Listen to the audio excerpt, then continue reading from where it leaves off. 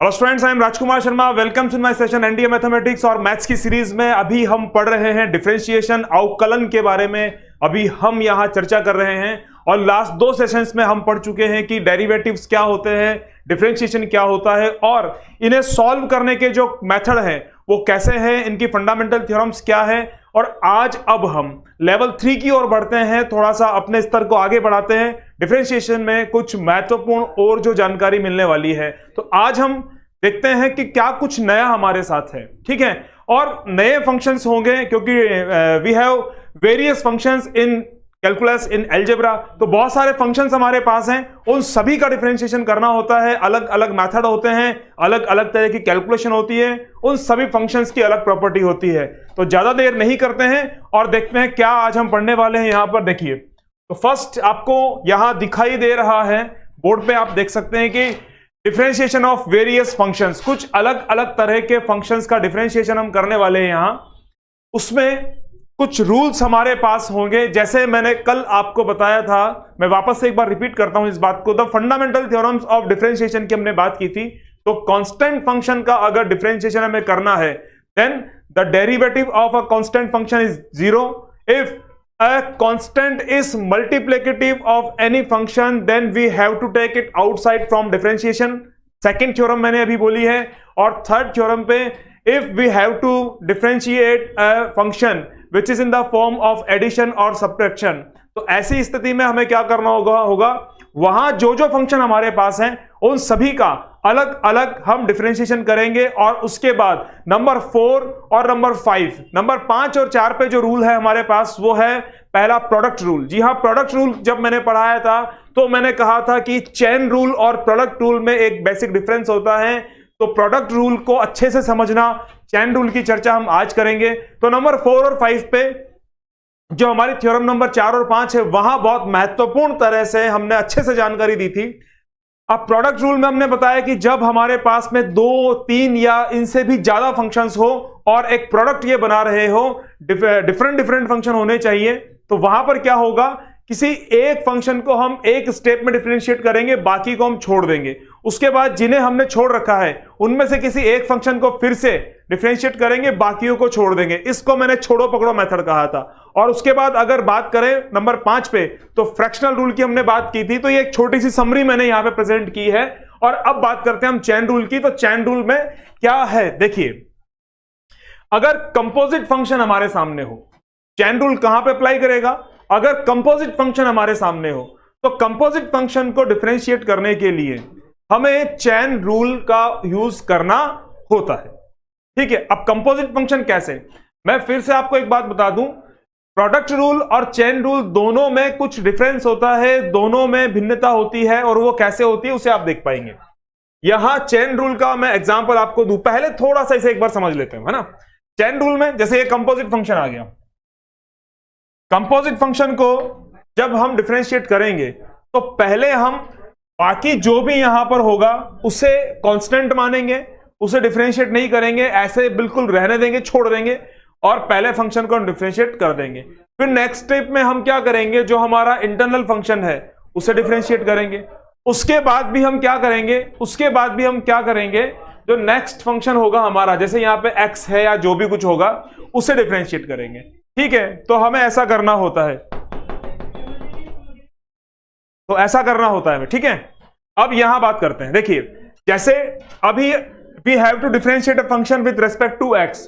ठीक है, तो यहां पे क्या होगा, पहले एक फंक्शन को डिफरेंशिएट करेंगे, फिर दूसरे फंक्शन को डिफरेंशिएट करेंगे और इस तरह से हम कंप्लीट फंक्शन को डिफरेंशिएट करते हैं बाय चेन रूल। ठीक है, देखिए क्या होता है, यहां ध्यान दीजिएगा।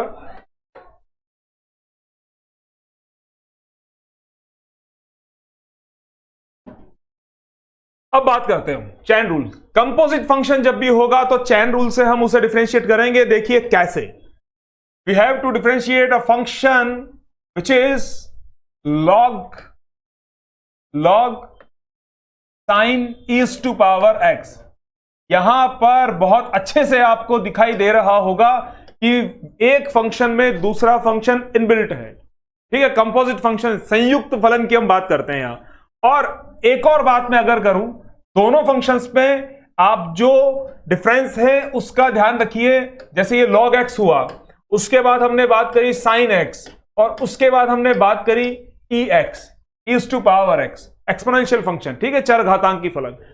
तो इनमें ध्यान से देखने पर बिल्कुल स्पष्ट रूप से हमें नजर आ जाता है यहां कि फंक्शन जो है यहां पर ये कंपोजिट फंक्शन है, और यहां फंक्शन एक प्रोडक्ट बना रहा है। यहां log x एक अलग फंक्शन है, sin x अलग है, और एक्सपोनेंशियल e⁻x ये अलग है। ठीक है, दिखाई दिया होगा यहां पर कि किस प्रकार से ये अलग है। तो यहां हमें क्या करना होगा, ऐसी जगह पर हमें क्या करना होगा, चेन रूल, जी हां, चेन रूल का उपयोग करना पड़ेगा। और यहां पर हम हमारी मेथड छोड़ो पकड़ो जो मैंने बताया था, थ्योरम नंबर 4 से इसे हम कैलकुलेट डिफरेंशिएट कर सकते हैं।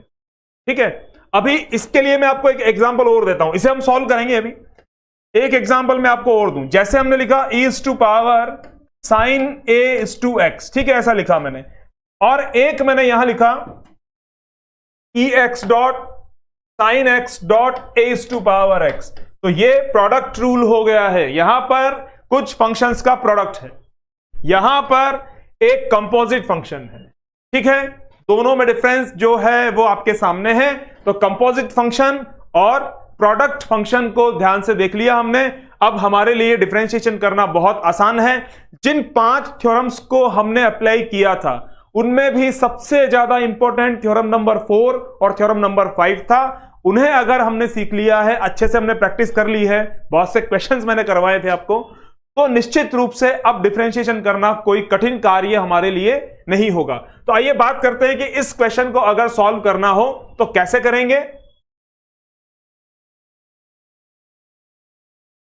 देखिए, अभी यहां now we have to differentiate a given function dx log sin e⁻x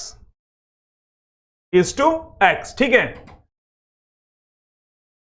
तो क्या सॉल्यूशन इसका होगा।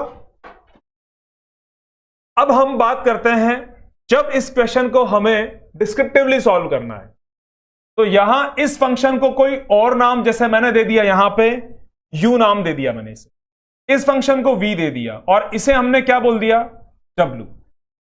ठीक है, आप u v w ऐसा भी कर सकते हैं, u v w जैसा मैंने लिखा ऐसा भी हम कर सकते हैं। ठीक है, तो यहां पर इसे देखने पर अब क्या होगा, सबसे पहले मुझे w को यहां डिफरेंशिएट करना होगा, v और u जो होंगे वो कांस्टेंट होंगे। Then after we have to differentiate the function v and u will be constant, तो u यहां पे कांस्टेंट होगा। और उसके बाद सबसे बाद में अंतिम हमारा जो चरण होगा वहां पर u अंतिम फलन होगा, उसे हमें डिफरेंशिएट करना होगा। ठीक है, तो देखो कैसे होगा, ध्यान दीजिएगा। dy dx equals to dw dx, ऐसा हुआ। और फिर क्या होगा, यहां इसे हमने डिफरेंशिएट कर दिया है, v और u जो होंगे वो कांस्टेंट होंगे। उसके बाद आगे w तो कंप्लीट हो चुका है, उसके बाद v को हम डिफरेंशिएट करेंगे और u एज इट इज रहेगा। उसके बाद हमें u को डिफरेंशिएट करना होगा। तो ऐसा करके हम इसे कंप्लीट करते हैं। तो बहुत ज्यादा टिपिकल नहीं बनाना है इसे, आसानी के साथ, बहुत आसानी से इसे हम सॉल्व कर देते हैं, जो देखिए कैसे होने वाला है। एक फंक्शन के बाद दूसरे फंक्शन को डिफरेंशिएट करना है, एक फंक्शन के बाद दूसरे फंक्शन को डिफरेंशिएट करना है। तो ये सारी चीजें मैं हटा देता हूं यहां से, जो मैंने लिखा कि इसे u मानो या v मानो, ऐसा नहीं करना है। देखिए dy dx, और फंक्शन इज y, हमेशा फंक्शन को हम y बोलते हैं, तो ऐसा मैंने किया। अब देखिए, सबसे पहले मैं ओनली log x नहीं बोला है मैंने, यहां पे log बोला है, और अब मैं बोल रहा हूं यहां पे log x। तो x कौन हुआ, ये पूरा, तो log x normal log x। तो यहां log x का डिफरेंशिएशन क्या होता है, 1/x। x मीन जो भी फंक्शन में आगे हो, जो भी फंक्शन में x को रिप्रेजेंट करता हो, तो यहां x को रिप्रेजेंट ये फंक्शन करता है यहां, तो log का क्या हो गया, 1/x। इट मीन ये कंप्लीटली x होगा, यहां पे sin e⁻x, ये यहां हमने लॉग वाला डिफरेंशिएशन कंप्लीट कर दिया। अब आगे आते हैं, अब साइन को हमें डिफरेंशिएट करना है। तो साइन का डिफरेंशिएशन क्या होता है? Cos x. एक्स यहां पर कौन है? एक्स यहां पर ईज टू पावर एक्स, तो ये क्या हो गया यहां? Cos x means cos e is to power x. उसके बाद आगे बढ़े तो e is to power x, e की पावर एक्स का डिफरेंशिएशन करें तो ईज टू पावर एक्स। अब क्या करना होगा, ध्यान दीजिएगा। Now we are differentiating it with respect to x. अभी हम यहां पर एक्स के सापेक्ष डिफरेंशिएशन कर रहे हैं विथ रेस्पेक्ट टू एक्स, इसलिए अब इस x का अगर मैं डिफरेंशिएशन करूं तो मुझे मिलने वाला है 1। इसलिए हमने बताया नहीं, बोला नहीं, अक्सर हम ऐसा कर जाते हैं, ठीक है। लेकिन अगर यहां y होता तो यहां पर होता dy dx, because we are differentiating the given function with respect to x। ऐसा काम हमें यहां पे करना है। तो अब कंप्लीट हो गया है हमारा काम यहां जो हमें करना था। कितना हो गया? cos e is to power x dot e is to power x separately है यहां पे, और sine e is to power x। तो फाइनली क्या हुआ? cos upon sine. अब इसे सिंप्लीफाई करना है। It's cot e is to power x dot e is to power x। तो ये फाइनल हमारा आंसर यहां पे बन जाता है, ठीक है। ये फाइनल आंसर हमारा यहां बन जाता है। ऐसे करके हमने एक कंपोजिट फंक्शन को डिफरेंशिएट किया है। अब वापस आगे बढ़ते हैं और एक और एग्जांपल मैं यहां लेने वाला हूं ऐसा ही। देखिए क्या होगा।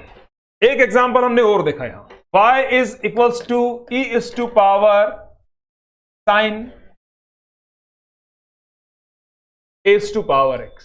ऐसा एक फंक्शन हमने यहां बना दिया, ठीक है। एक फंक्शन में दूसरा फंक्शन, दूसरे में तीसरा फंक्शन, ये कंपोजिट फंक्शन होते हैं, ये कंपोजिट फंक्शन होते हैं। अब यहां पे क्या हुआ? Now differentiate with respect to x. X के सापेक्ष अवकलन हम यहां पे कर रहे हैं, तो y पे क्या होगा? dy dx। अब यहां पे e's to power sine as to power x, exponential x, तो ई पावर एक्स का डिफरेंशिएशन क्या होता है? E power x as it is होता है। तो यहां एक्स को रिप्रेजेंट कौन कर रहा है? यहां एक्स को रिप्रेजेंट कौन करने वाला है? यहां पे ये पूरा नंबर हमारे लिए एक्स है, ये पूरा नंबर, ठीक है। तो अभी e is to power x, तो क्या बनेगा? तो क्या होगा? एज इट इज होगा e is to power x, means e is to power sine as to power x. फिर आगे बढ़ेंगे। अभी ई का काम कंप्लीट कर दिया है, अभी ई का काम कंप्लीट हो गया है। अब बात करते हैं साइन की। तो साइन का क्या होता है? Cos x. एक्स कौन है यहां? ये पूरा एक्स है, ये हो गया cos x, cos e is to power x. अब इसके बाद अगर बात करें, तो अब कौन बचा हुआ है? A's to power x. तो एज टू पावर एक्स का डिफरेंशिएशन क्या होगा? A's to power x log a base e, ठीक है। अब फिर और आगे बात करें तो इस पावर का भी डिफरेंशिएशन करना होगा एक्स का, तो एक्स का विथ रेस्पेक्ट टू एक्स क्या होगा? 1। तो फाइनली हमारा आंसर क्या बन जाता है? ईज टू पावर, ये ई थोड़ा बड़ा बन गया है, sine as to power x dot cos of a's to power x dot a's to power x log a base e. ये हमारा कंप्लीट आंसर यहां पे हमने कर दिया, ठीक है। ये बात आई समझ में मैंने क्या किया यहां? तो ये हमारा आंसर है यहां, और इसे हमने इस बॉक्स में आपको शो किया है आंसर को, और इस तरह से हमने कंप्लीट कर दिया है। तो ये कंपोजिट फंक्शन का हमने डिफरेंशिएशन किया है विदाउट प्रोडक्ट रूल। यहां हमने छोड़ो पकड़ो मेथड यूज नहीं किया है, यहां हमने यूज किया है जो मैंने आपको बताया, जिस बारे में हम बात कर रहे थे, चैन रूल। या चैन रूल से हमने क्वेश्चंस को सॉल्व किया है। तो यहां एक के बाद एक चैन बनानी होती है। पहले एक फंक्शन को डिफरेंशिएट करना है, बाकी उसके जो इंटरनल फंक्शंस है, इनबिल्ट फंक्शन है, कंपोजिट फंक्शन है, वो सारे फंक्शन हमें छोड़ने होंगे, ठीक है। फिर सेकंड फंक्शन का नंबर लेंगे, बाकी एज इट इज रहेंगे। फिर थर्ड फंक्शन का नंबर लेंगे, बाकी एज इट इज रहेंगे। ऐसा करते हुए हमें यह काम कंप्लीट करना है। आई होप ये समझ में आया होगा। अब आगे बढ़ते हैं। अब यहां पे हमें कुछ बातें बताई जा रही है। मीन्स कुछ अच्छी जानकारी यहां पर है। एक जानकारी इसके बाद में जो मैं नेक्स्ट आपसे बात करूं, देखिए यहां पे मैंने कुछ लिखा है। यहां इन दोनों की बात करें, पॉइंट नंबर 2 और 3 से 2 से पहले हम 3 4 पे एक बार छोटी सी बात करते हैं। dy dx is reciprocal of dx dy। एक बात, dy dx को अगर हमें रेसिप्रोकल बनाना है तो निश्चित रूप से वो क्या होगा, dx dy होगा। Means we can say that, यहां हम क्या बोल सकते हैं, यहां हमें कहना है dy dx और dx dy में जो रिलेशन होगा, रिलेशन बिटवीन dy dx और dx dy, तो वो रिलेशन क्या होगा, वो रिलेशन क्या होगा, ये एक दूसरे के लिए क्या होंगे, रेसिप्रोकल। अभी इस लाइन का मतलब है relation between dy dx and dx dy when we are differentiating the given function with respect to y or in another form with respect to x। तो दोनों कंडीशंस में अगर हम बात करें then the derivatives will be reciprocal of each other, ऐसा होगा यहां। अब यहां बात करते हैं, इसी का प्रेजेंटेशन है यहां पे। जब दो नंबर रेसिप्रोकल है, two numbers they are reciprocal to each other, then the product क्या होगा, उनका प्रोडक्ट क्या बनेगा, उनका प्रोडक्ट 1 बनेगा। अब मैं सेकंड पॉइंट की बात करता हूं। यहां हमने जो बात की वो क्या की, relation between dy dx and dx dy। तो आपको समझ में आया होगा वो रिलेशन ये होता है कि रेसिप्रोकल होते हैं। और अब जो मैं बात फिर से एक बार कर रहा हूं, जो सेकंड पॉइंट हमारा था, सेकंड पॉइंट पे मैंने क्या कहा, देखिए dy dx, यहां पे dy dt और dx dt कर दिया है। तो इस रूल को यहां समझना होगा अच्छे से, ये मैंने क्यों किया और यहां पे क्या चर्चा है, t कहां से आ गया। तो ऐसे फंक्शंस भी हमारे सामने आएंगे जिन्हें हम इंप्लिसिट फंक्शन बोलते हैं, अस्पष्ट फलन उन्हें कहते हैं हम, जहां पैरामेट्रिक एक बाहर से कोई नंबर होता है जो दो फंक्शंस में या दो इक्वेशंस में एक रिलेशन क्रिएट करता है। ऐसी कंडीशन में यहां आना होता है, इसका उपयोग हमें करना पड़ता है ना। अब देखो कैसे, मैं एक एग्जांपल आपको देता हूं। यहां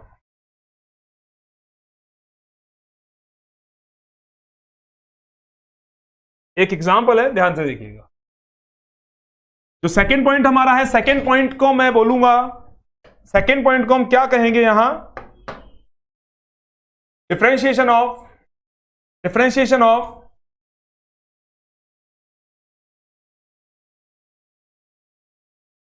पैरामेट्रिक फंक्शंस। पैरामेट्रिक फंक्शंस, अब पैरामेट्रिक फंक्शंस क्या होंगे, एग्जांपल देखते हैं। If x is equals to sine t, ठीक है, y is equals to t cube. एक और example, x is equals to sine theta and y is equals to t cube.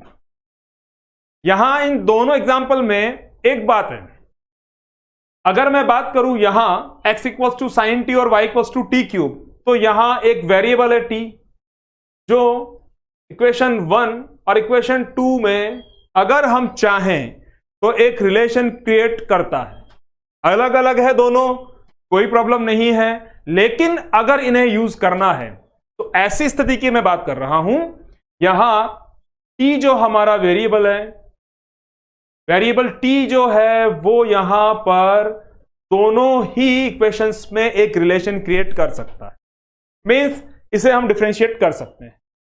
अब अगर हम बात करें यहां, तो यहां पे वेरिएबल कौन है, थीटा, यहां वेरिएबल कौन है, t।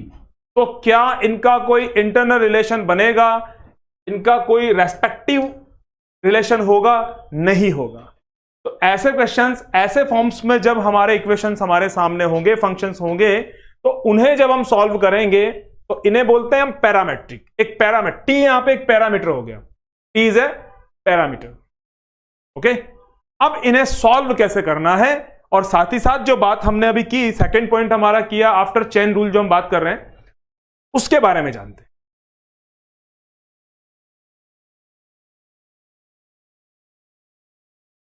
देखिए क्या यहां पर होने वाला है, क्वेश्चंस को कैसे सॉल्व करना है। देखिए अब यहां पे पैरामीटर कौन है हमारा, टी। पैरामीटर मतलब एक एक्सटर्नल नंबर होगा, एक एक्सटर्नल वेरिएबल होगा जो इक्वेशंस में एक रिलेशन बनाएगा। तो पहले हमने किया differentiate equation one, differentiate equation one with respect to T. Okay, और बिल्कुल इसी तरह से differentiate equation number two with respect to T. जी हां, दोनों ही इक्वेशंस को विथ रेस्पेक्ट टू टी हमें डिफरेंशिएट करना है यहां। तो पहले को मैंने किया तो क्या मिला, dx dt। ठीक है, x का differentiation with respect to t क्या हो गया, dx dt, और sin t का क्या हो जाएगा, cos t, और फिर t का क्या होगा विथ रेस्पेक्ट टू t, 1। ठीक है, तो हमें लिखने की आवश्यकता नहीं है। अब बिल्कुल इसी तरह से सेकेंड इक्वेशन की हम बात करें, differentiation derivative of y with respect to t क्या होगा, dy dt is equals to, अब टी क्यूब को डिफरेंशिएट करें विथ रेस्पेक्ट टू टी तो क्या बनेगा, 3t square, 3t square. Equation 3 नाम दिया इसे, इक्वेशन 4 नाम दिया इसे। अब छोटी सी बात, यहां हमें क्या करना था, we have to find dy dx, dy dx derivative find करना था हमें। लेकिन एग्जैक्टली अगर मैं बात करूं तो यहां पे y सेपरेट नहीं था, x सेपरेट नहीं था, तो हमने ऐसा नहीं किया, हम ऐसा नहीं कर पाए। तो उनका जो रिलेशन बनाने वाला वेरिएबल है, अकॉर्डिंग टू इट हमने डिफरेंशिएट कर दिया है। और अब देखो dy dx, तो यहां जो dy dx होगा वो क्या बन जाएगा, देखो it will be dy dt upon dx dt। Require dy dx, dy dx के लिए हमें क्या करना पड़ेगा, dy dt upon dx dt हम कर देंगे। तो अभी dy dx क्या हो जाएगा, equation number 4, equation number 4 upon 3, okay, 3t square upon cos t, that's our answer. अगर ये कैलकुलेट होता है, इसे और कैलकुलेट करते हैं, नहीं तो यही हमारा आंसर हो जाता है।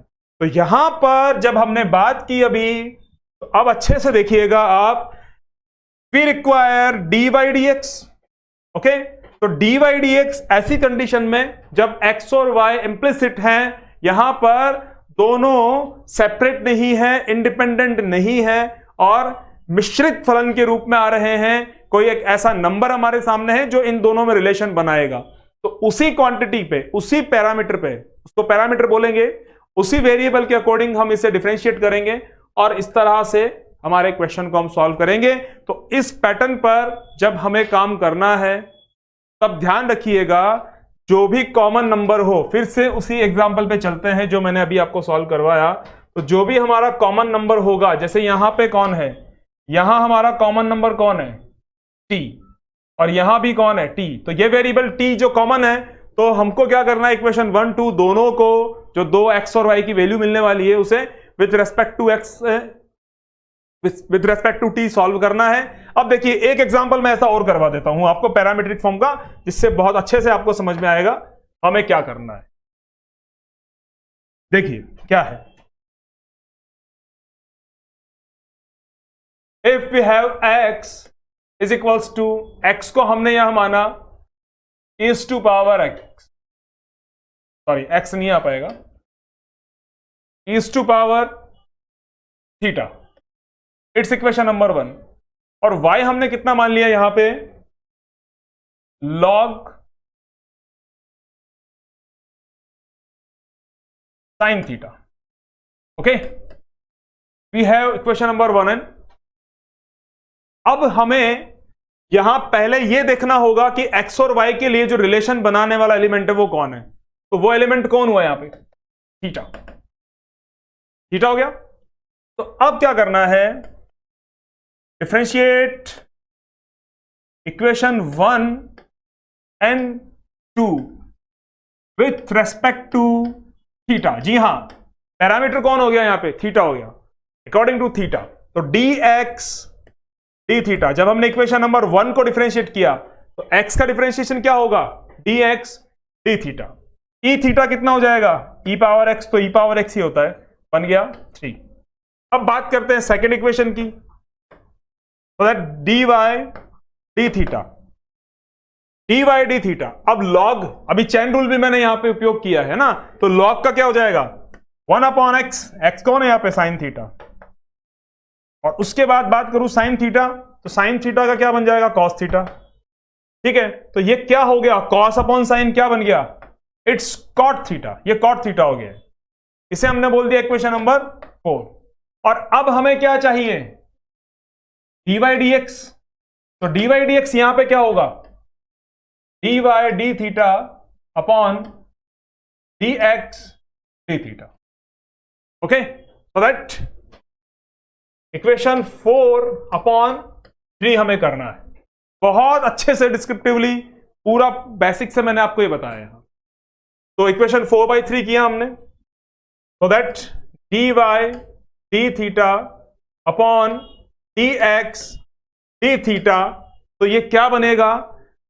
फॉर्क में की वैल्यू क्या है? कॉट थीटा, और t में वैल्यू क्या है? E theta. It's is to power minus theta dot cot theta.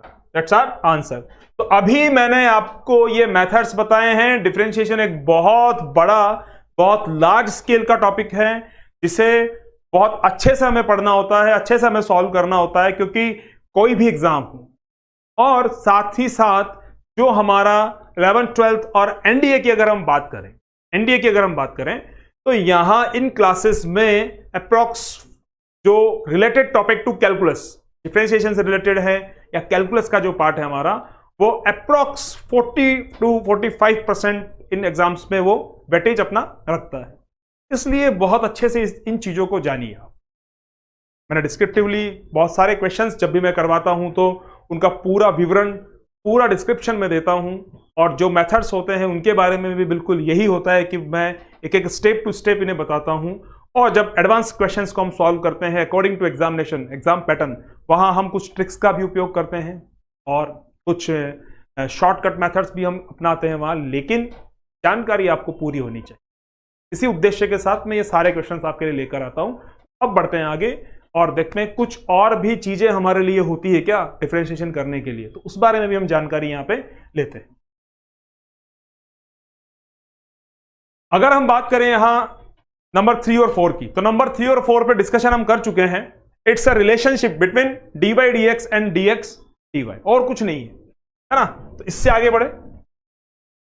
अब यहां देखिए आप, इंप्लिसिट फंक्शन, अभी पैरामेट्रिक फॉर्म की मैंने बात की थी, now we have implicit function. जब x और y पूरे पूरे सेपरेट नहीं हो, x की भी पुनरावृत्ति हो, रिपीटेशन हो, y की भी पुनरावृत्ति हो, रिपीटेशन हो, तो ऐसी स्थिति में क्या करना होता है? तो ये मेथड मैंने यहां पे लिखा है कि आपको एक ऐसा कुछ प्रोसेस यहां काम में लेनी होगी। देखो, differentiate both sides of the equation with respect to x, हमेशा यही करना है, विथ रेस्पेक्ट टू x ही हमें करना होगा। सेकेंड, अच्छा इंप्लिसिट फंक्शन क्या है? विचार मन में आ रहा होगा, बात करते हैं, 2 मिनट रुक के। Collect all the terms involving dy dx in a side of equation and take dy dx common as a factor and solve the equation. ये एक छोटी सी जानकारी है, शब्दों के अंदर, शब्दों में है ये, और मैं अभी टेक्निकली आपको करके बता देता हूं क्या होने वाला है। तो इस बारे में, इंप्लिसिट फंक्शंस के बारे में, देखो मैं कुछ फंक्शंस आपको एग्जांपल यहां लिखता हूं। यहां मुझे बताना क्या आप बता सकते हैं it's a function of x और it's a function of y, मतलब f ऑफ x है या f ऑफ y है, ऐसा आप अगर मुझे जानकारी दे दें तो मैं आपसे बात करता हूं। देखिए यहां मैंने लिखा x³ plus x² plus yx³ equals to 0। ऐसे ही मैंने एक क्वेश्चन और लिया, यहां पे और लिया, 3x² 3y² plus 2x² 5xy² equals to 0। तो क्या मुझे आप बता सकते हैं इट्स f ऑफ x और f ऑफ y? कभी भी नहीं। तो यहां पे क्या हुआ? It's f of x and y both. इस पैटर्न की बात करेंगे यहां पे। यहां x भी इंडिविजुअल नहीं है, सेपरेट नहीं है, अकेला नहीं है, और y भी बिल्कुल ऐसी स्थिति में है कि सेपरेट नहीं है, अकेला नहीं है। तो इस स्थिति में ऐसे फंक्शन जो होते हैं इंप्लिसिट फंक्शन होते हैं और इन्हें सॉल्व करना, इनका डिफरेंशिएशन करना बहुत आसान होता है। जितना भी फंक्शंस है 1 2 3 जितने भी टर्म्स हमारे पास है, मोनोमियल, बायनोमियल, ट्राइनोमियल, जैसा भी फंक्शन हो, हमें क्या करना है with respect to x, every time with respect to x, इसे हमें डिफरेंशिएट करना है और जिन टर्म्स में dy dx आएगा उन टर्म्स को हमें एक साइड में लेना है और सॉल्व कर देना है। आइए देखते हैं एग्जांपल कैसे करते हैं। तो इंप्लिसिट फंक्शंस को हम अभी बात कर रहे हैं। यहां पे देखिए क्या है, अब बोला गया क्वेश्चन कैसे आएगा हमारे सामने, find dy dx, find the dy dx, dy dx हमें फाइंड करना है यहां पे, है ना। क्वेश्चन कैसे आया, x cube 3xy plus y cube. तो एक बात, it's f of x, y both. तो इसे सॉल्व करें, differentiate with respect to x, हमेशा यही करना है। Every time we have to differentiate with respect to x, हमेशा यही करना है। अब क्या होगा सुनिए, x क्यूब को डिफरेंशिएशन किया 3x स्क्वायर, अब 3xy, तो ये प्रोडक्ट रूल बनाते हैं यहां पे, they are multiplicative of each other. So 3 dot, 3 तो अपनी जगह पर है, x को छोड़ा y को पकड़ा, कितना हुआ 3 dy dx। अब मैंने क्या किया, अब y को छोड़ दिया और x को पकड़ा, कितना हुआ 1, और यहां पर 3 का मल्टीपल है तो मैंने एक ब्रैकेट बना दिया है। एंड नाउ y क्यूब, तो y क्यूब क्या होगा 3y स्क्वायर, आगे भी होगा 3y square dy dx is equals to 0। 0 का भी किया तो 0 का 0 ही होता है। बात आई समझ में, dy dx कहां से आ गया। बिल्कुल, जो बच्चे पहली बार पढ़ रहे हैं थोड़ा सा उन्हें प्रॉब्लम होगी, बाकी बच्चे जान चुके हैं। 3y स्क्वायर dy dx, क्योंकि हम क्या कर रहे हैं, हमें x के सापेक्ष अवकलन कर रहे हैं, ठीक है, और y का भी करना है हमें। अभी ये तो किसका हुआ, पावर का, जो पावर क्यूब थी तो पावर का डिफरेंशिएशन हुआ। अब क्या करना है, अब उसके बाद यहां भी चेन रूल अप्लाई होता है, अब उसके बाद y का डिफरेंशिएशन किया विथ रेस्पेक्ट टू x, तो वो कितना हो गया dy dx। तो ये पूरा हमें ऐसे यहां पे करना है। अब क्या करना है, अब यहां पे dy dx की जो टर्म्स है उन्हें सेपरेट कर लेना है एक साइड पे। कैसे, देखिए 3x dy dx plus 3y square dy dx, इन्हें मैंने अलग कर लिया है। अब जो रिमेनिंग टर्म्स है like 3x square 3y equals to 0।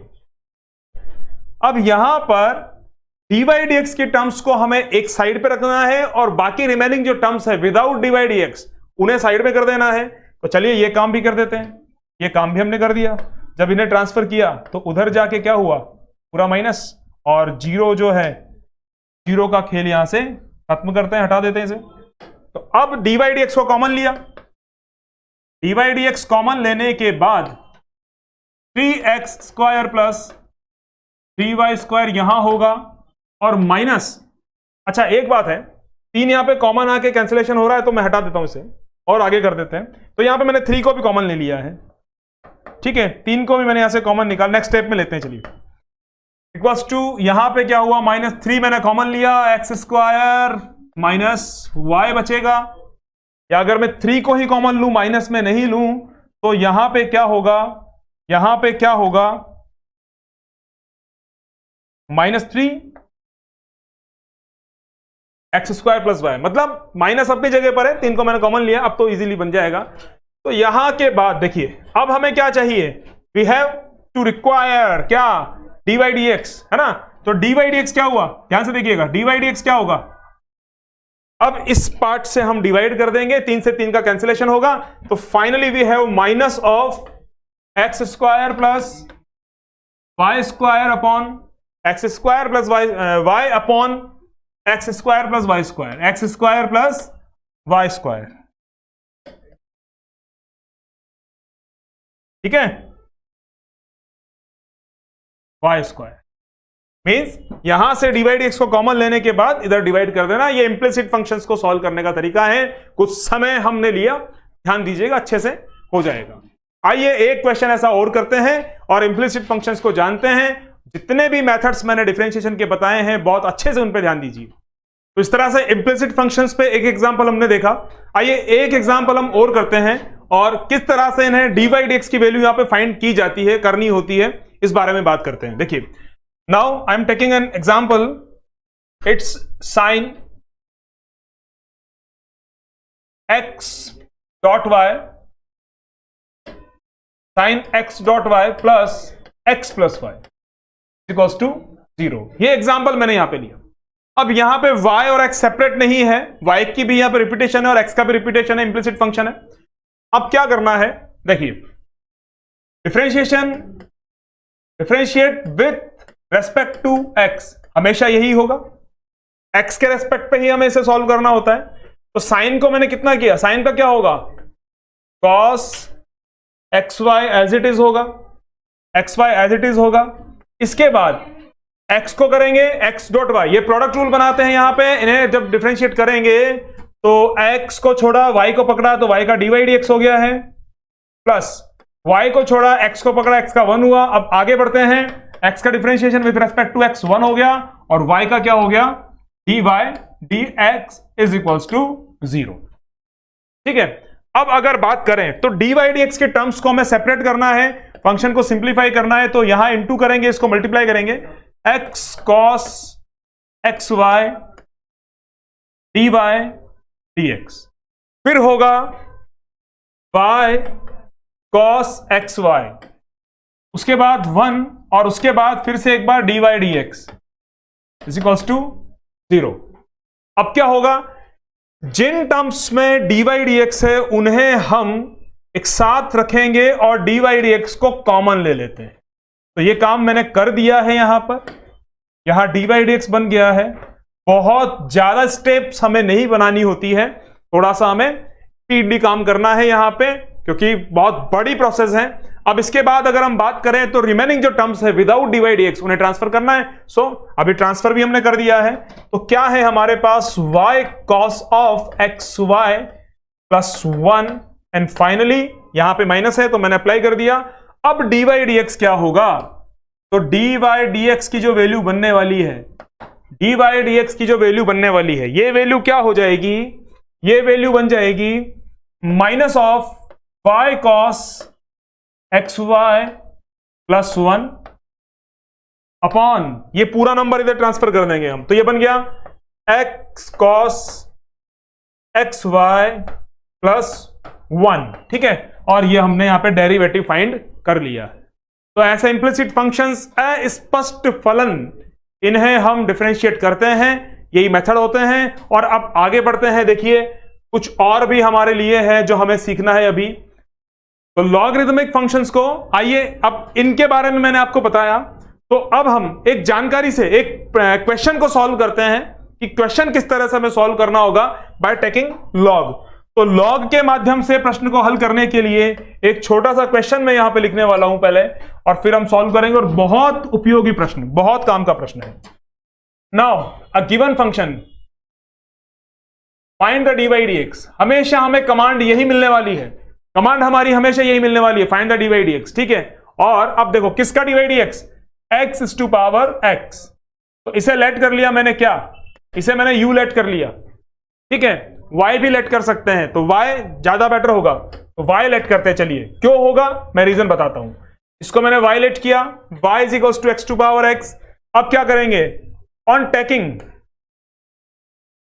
Taking log of both side we have, क्या होगा, log y equals to log of x is to power x। और इसके बाद लॉग प्रॉपर्टी अप्लाई करनी है। लॉग प्रॉपर्टी क्या, log base e है यहां पे mn, तो यहां पे क्या होता है n log m base e, ऐसा होता है बिल्कुल। तो इसे हमें यहां पर उपयोग करना होगा। तो बात करते हैं log e, नहीं भी लिखे डजंट मैटर, कोई प्रॉब्लम नहीं है। और यहां हो गया x log x। अब हमें log का कार्यक्रम यहां पर पूर्ण होता है, खत्म हो जाता है। तो अब हमें क्या करना है यहां, अब हमें डिफरेंशिएशन करना है। तो now differentiation with respect to x, हमेशा x के रेस्पेक्ट पे होगा, चाहे log वाला फंक्शन हो चाहे इंप्लिसिट फंक्शन हो, हमेशा हमें विथ रेस्पेक्ट टू x करना है। तो अब आगे बढ़ते हैं। तो log y और x log x, यहां से हमें डिफरेंशिएशन करना है। बढ़ते हैं नए पृष्ठ पर। देखिए क्या है जो क्वेश्चन हमारा था, जहां से हमें डिफरेंशिएशन करना था, एक बार से देख लेते हैं फिर से। log y x log x, ये फंक्शन है log y x log x, it's log y x log x। ये दो अलग अलग फलन है, दो अलग अलग फंक्शंस है यहां पर, है ना। तो यहां प्रोडक्ट रूल अप्लाई करना है, चेन रूल अप्लाई नहीं करना है, ठीक है। अब बिल्कुल आसानी के साथ, बस एक मेथड ही तो नई बात है, यहां लॉग का उपयोग नई बात है। डिफरेंशिएशन तो हमारा वही पुराना है जो हमने अब तक की क्लासेस में सीखा है, फर्स्ट सेकंड में। तो अब देखिए क्या है।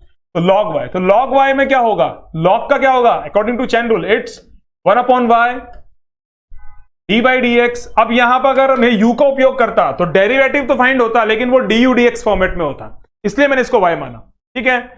x को छोड़ा, log x को पकड़ा, तो log x का हो गया 1/x। इस बार log x को छोड़ दिया है, x को पकड़ा तो 1 हो गया है, ठीक है। तो डी बाई डी एक्स की बात करते हैं। तो डी बाई डी एक्स क्या होगा, y का सेपरेशन होगा, y को उधर ट्रांसफर करेंगे, x ऑलरेडी कैंसिल आउट हो चुका है, 1 प्लस log x।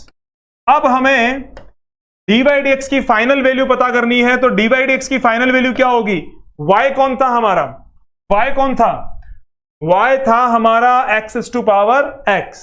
जी हां, y की वैल्यू जो हमारा फंक्शन होगा, y की वैल्यू हमें सब्स्टिट्यूट करनी है यहां पर। तो ये हो गया x to power x 1 plus log x। और इस तरह से हमने इस क्वेश्चन को कंप्लीट कर लिया है। यहां पर हमने बात की है जब फंक्शंस को log के बिना, विदाउट टेकिंग log, हम सॉल्व नहीं कर सकते, डिफरेंशिएट नहीं कर सकते, ऐसे क्वेश्चंस की हम बात कर रहे हैं। आइए एक और बात करते हैं जहां पर हम दोनों मेथड्स के साथ इसे सॉल्व करेंगे, विदाउट लॉग और लॉग। लेकिन जब डेरिवेटिव हम जानते हैं तो विदाउट लॉग हम सॉल्व कर सकते हैं, अदरवाइज ऐसा नहीं होगा। साथ ही साथ मैं एक बात और बोलूं आपको, x to power x, x की पावर x का जो डेरिवेटिव है, इसे याद रखिएगा, बहुत उपयोगी है। एज ए फॉर्मूला हम इसे यूज करते हैं। एनसीईआरटी और भी बहुत सी जो एग्जाम्पलर है वहां पर इन चीजों को उपयोग एज ए फॉर्मूला भी हमने किया हुआ है, तो ध्यान दीजिएगा, पढ़िएगा। अब आगे बात करते हैं, आगे क्या कुछ अलग लेने वाले हैं इस बारे में देखते हैं। एक और एग्जांपल मैं यहां पे लेने वाला हूं पहले, फिर आगे बढ़ते हैं। देखिए क्या है, एक एग्जांपल यहां पे और होगा।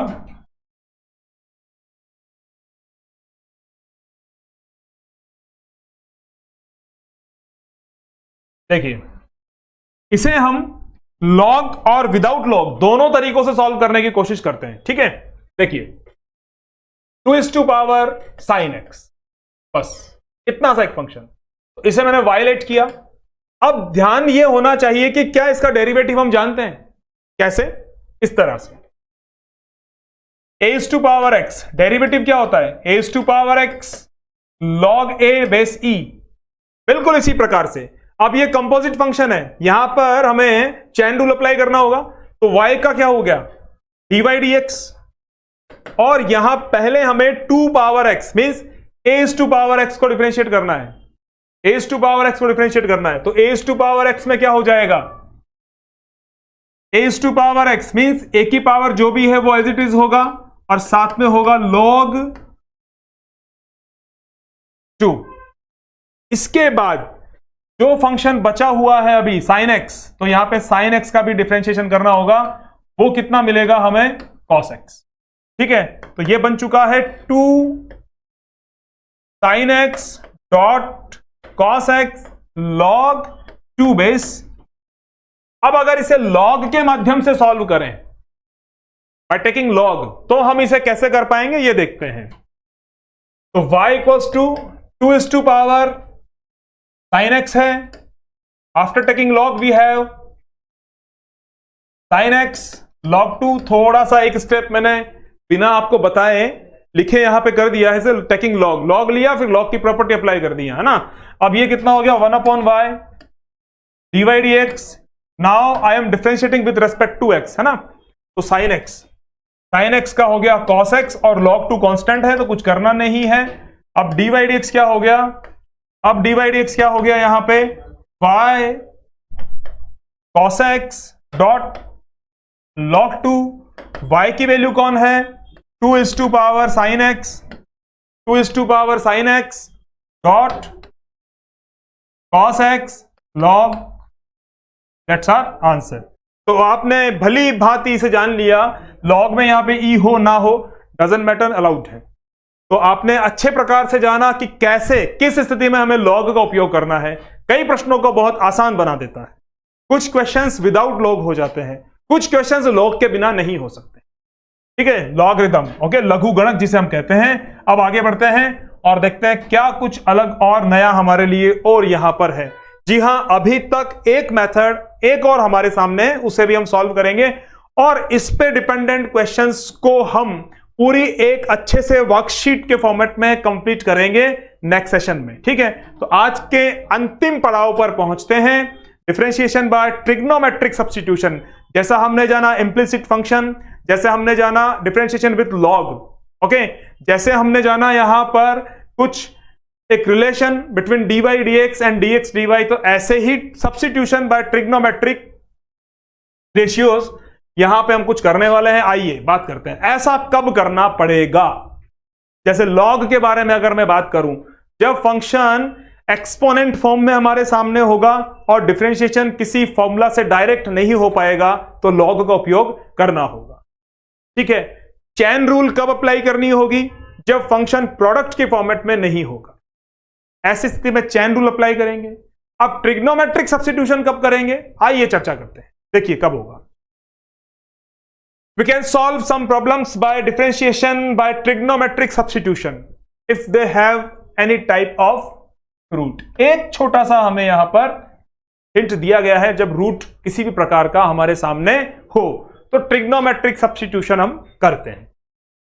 अब फंक्शन है a square plus x square, function है a square plus x square. ये थोड़ा सा यहां पे हमने गलती कर दी है, जी हां, यहां होगा माइनस। ठीक है, ए स्क्वायर माइनस एक्स स्क्वायर, ए स्क्वायर प्लस एक्स स्क्वायर और x square minus x square. अगर ऐसी स्थितियां बन जाए प्रश्न में, तब हमें क्या करना होगा, इस स्क्वायर रूट को या जो भी रूट होगा या जो भी कंपोजिट यहां पर हमारे कॉम्प्लेक्स टाइप की एक सिनेरियो जो बनेगा, उसे हमें सिंपलेस्ट फॉर्म में कन्वर्ट करना है। ठीक है, तो यहां हम क्या करेंगे, एक्स को ए साइन थीटा या ए कॉस थीटा सब्स्टिट्यूट करेंगे और इस स्क्वायर रूट को यहां से रिमूव कर देंगे। बस यही सिंप्लीफिकेशन करना है, क्योंकि अगर मैं यहां पे लॉग का उपयोग करूं तो भी इस प्रश्न हल नहीं होगा, इंप्लिसिट फंक्शंस नहीं होगा। हाँ, डायरेक्ट अगर आप करते हैं तो प्रश्न सॉल्व हो जाएगा, लेकिन ये कम से कम हमें बहुत लंबे समय पर, हमारा समय बहुत अधिक खराब होगा। अगर ऐसी स्थिति है तो हम a को a tan थीटा, x को a tan थीटा या a cot थीटा सब्स्टिट्यूट करेंगे और प्रश्न का हल हमें प्राप्त होगा। Root of x square minus a square अगर है तो x को a sec थीटा या a cosec थीटा अगर हम सब्स्टिट्यूट करते हैं, निश्चित रूप से हम इसे हल कर पाएंगे और बहुत आसानी से हल कर पाएंगे। और ऐसा ही कुछ बात आगे भी है, यदि a माइनस एक्स है विदाउट स्क्वायर तो a cos 2 theta, a plus x है तो भी a cos 2 थीटा सब्स्टिट्यूट करने से फंक्शन हमारा सिंपलेस्ट फॉर्म में आएगा। और आपकी सहायता के लिए कुछ इंपॉर्टेंट ट्रिग्नोमेट्रिक आइडेंटिटीज मैंने यहां पे लिखी है, तो इनका भी उपयोग हमें करना है। ठीक है, जो कि आपको ध्यान में है, बेसिक आइडेंटिटीज है फ्रॉम 11th क्लास, तो आप कर सकते हैं इसे बेहतरीन तरीके से। और ऐसे ही ये कुछ आइडेंटिटीज रिमेनिंग आइडेंटिटीज है। तो आइए बात करते हैं फिर से हम यहां पर। तो मैं जो हमारा फर्स्ट सब्स्टिट्यूशन है, फर्स्ट रूल है, उसके लिए मैं आपको एक एग्जांपल सॉल्व करके बताता हूं। मैं इसी प्रश्न को यहां पे हल करने वाला हूं। ए स्क्वायर माइनस एक्स स्क्वायर यदि है तो ए साइन थीटा और ए कॉस थीटा किस तरह से यहां सब्स्टिट्यूट करे जाएंगे और कैसे डिफरेंशिएशन करा जाएगा, बात करते हैं।